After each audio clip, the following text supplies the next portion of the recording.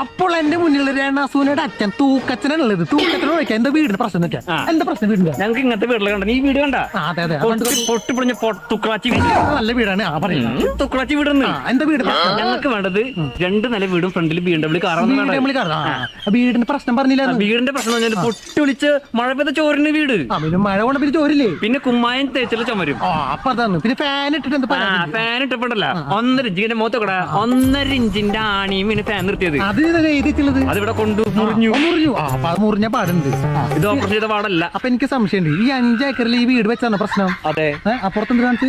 പുറത്തുനിന്ന് ഓപ്പറേഷൻ ചെയ്ത് ശരിക്കുള്ള അത് കഷ്ടപ്പാട്. ഹാർട്ടിന്റെ ഈ 5 ഏക്കറിൽ വീട് വെച്ചെന്ന് പറഞ്ഞു. ഈ വീട് വെച്ചാണ് പ്രശ്നം.